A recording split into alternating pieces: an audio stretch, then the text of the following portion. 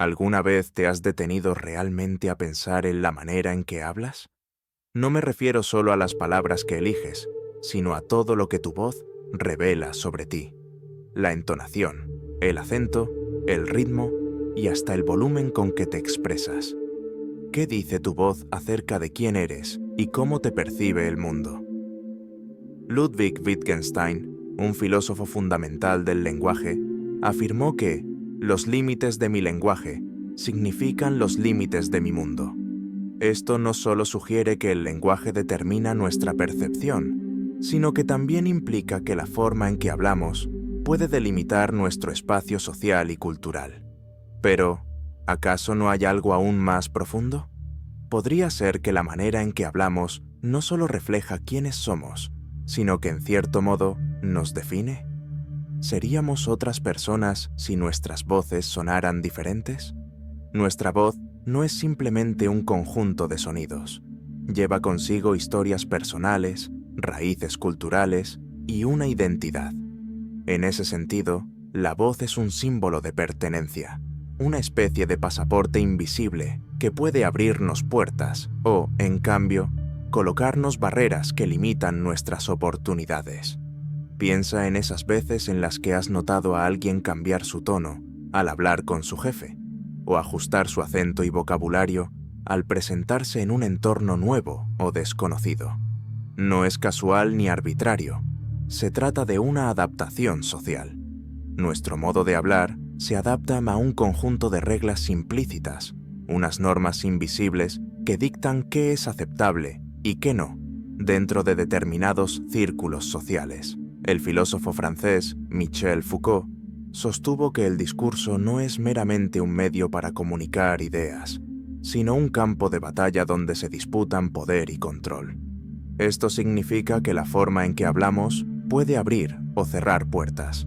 Algunas voces son valoradas y legitimadas, mientras que otras son marginadas y silenciadas.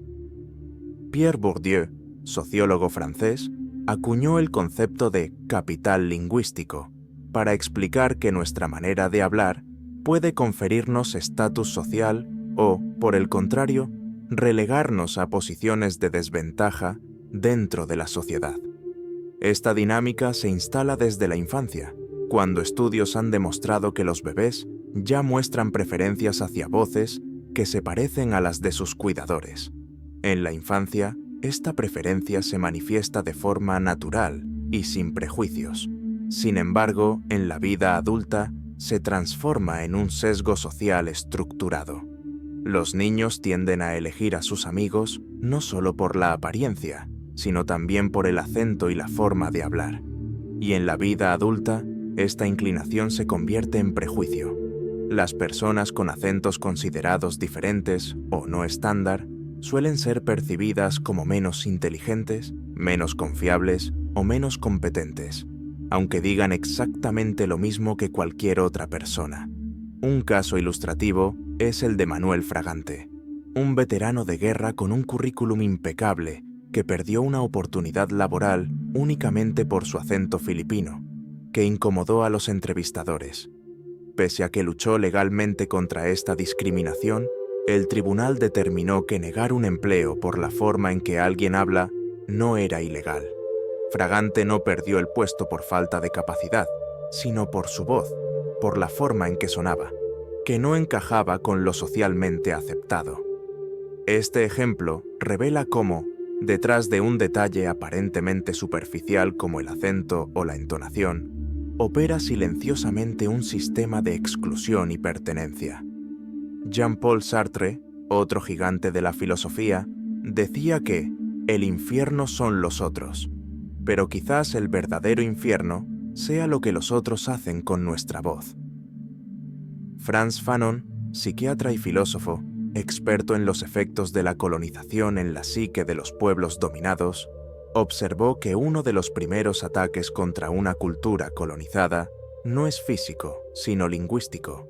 Los colonizadores prohíben los idiomas nativos, imponen dialectos extranjeros y moldean las voces de los dominados para borrar sus identidades.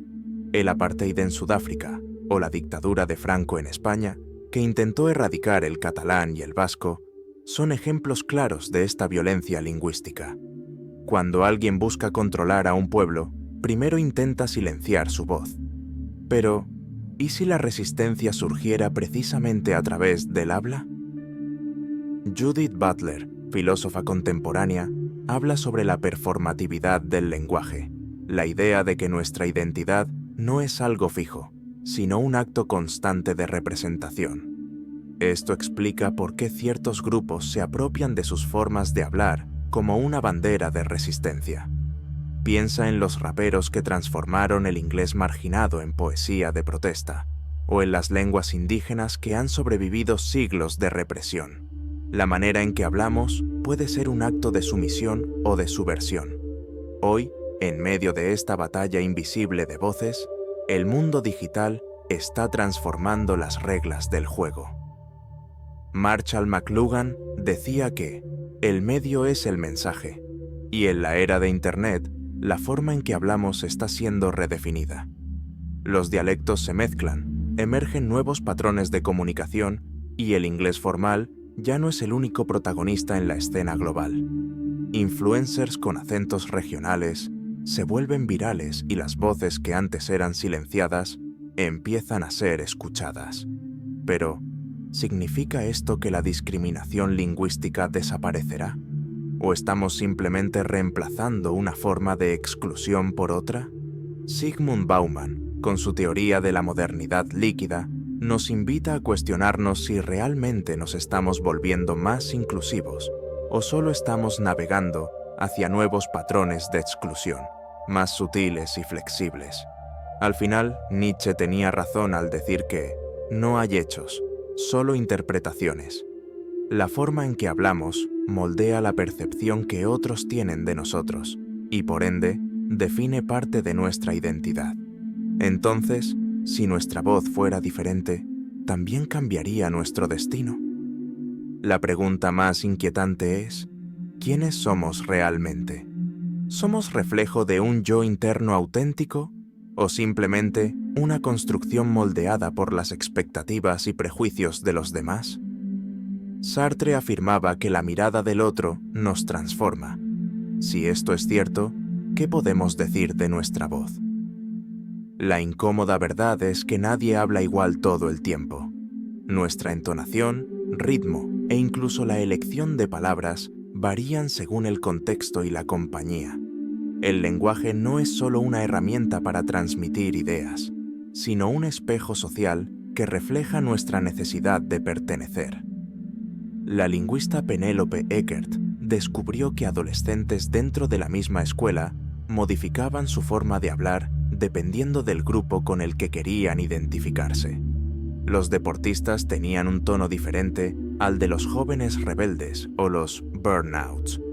Aunque pertenecían a la misma comunidad, lo que cambiaba era la imagen que querían proyectar. Esta adaptación social del habla no se limita a la adolescencia. En una reunión de trabajo, un ejecutivo puede adoptar un tono más grave y autoritario, mientras que entre amigos ese mismo tono será relajado y casual. Esta constante adaptación está vinculada al concepto de capital lingüístico de Bourdieu.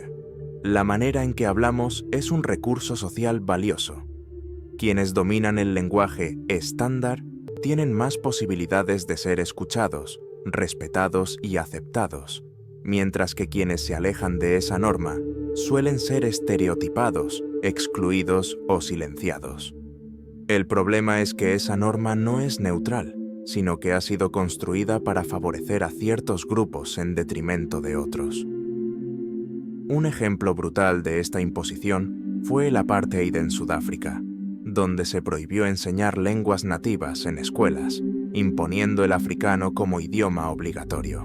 El objetivo no era solo enseñar una lengua diferente, sino forzar una identidad y una sumisión. Lo mismo ocurrió en España durante la dictadura franquista, con la erradicación del catalán y el vasco. Silenciar una lengua es silenciar a todo un pueblo, borrando su historia y su identidad. Pero esta opresión no siempre se da de manera explícita. Muchas veces sucede de forma sutil, cotidiana y casi invisible. los migrantes juzgados por su acento al llegar a un nuevo país, el niño que descubre en la escuela que la forma en que hablan sus padres en casa no es correcta. Estos pequeños momentos enseñan, de manera imperceptible, que algunas voces valen más que otras. Judith Butler señala que la identidad es una actuación constante. Si esto es así, nuestra forma de hablar es una de las herramientas principales de esa actuación. Cuando alguien deja su ciudad para estudiar en otra región y regresa con un acento diferente, no solo ha cambiado su voz, sino que ha ajustado su identidad para encajar en un nuevo entorno. Este fenómeno, aunque inconsciente, está profundamente arraigado en la necesidad humana de pertenecer. Pero, ¿qué pasa cuando el espejo del lenguaje nos devuelve una imagen que no queremos ver? El prejuicio lingüístico es una de las formas más crueles e invisibles de discriminación. No se trata solo de errores gramaticales o acentos diferentes, sino de poder. Si alguien comete un error, rápidamente se le etiqueta de ignorante. Si alguien tiene un acento extranjero, puede ser visto como menos confiable. La forma de hablar, aunque no debería, se convierte en una especie de prueba para juzgar la valía de una persona. Por eso, cuando analizamos cómo hablamos, no podemos limitarnos a ver solo un fenómeno comunicativo, sino a entender las complejas redes de poder, identidad y exclusión que están detrás. Nuestra voz es una bandera, un instrumento y un espejo. Y entender esto es el primer paso para romper las barreras que nos impiden escuchar y valorar todas las voces por igual. Quiero agradecerte por ser parte de esta conversación, por contribuir a un espacio donde las ideas pueden explorarse sin miedo, donde las palabras no son solo sonidos, sino ventanas a pensamientos más profundos. Y antes de terminar, un último favor: escucha las voces a tu alrededor sin prejuicios, sin prisa por juzgar. Escucha más allá de los acentos, más allá de las expresiones coloquiales, más allá de la formalidad o de la falta de ella. Escucha lo que las personas realmente están tratando de decir, porque al final entender al otro no es solo cuestión de oído, es cuestión de empatía. Si esta conversación te hizo reflexionar de una manera diferente, cuéntamelo en los comentarios. ¿Alguna vez has sentido que tu voz fue un obstáculo o has cambiado tu manera de hablar para encajar? Sigamos con este debate juntos. Y por supuesto, si te gustó este video, no olvides darle like, suscribirte al canal y activar las notificaciones. Aún tenemos muchas reflexiones por delante, y te prometo que las próximas preguntas te harán pensar aún más. Nos vemos en el próximo video. Hasta entonces, cuida tu voz y tu esencia.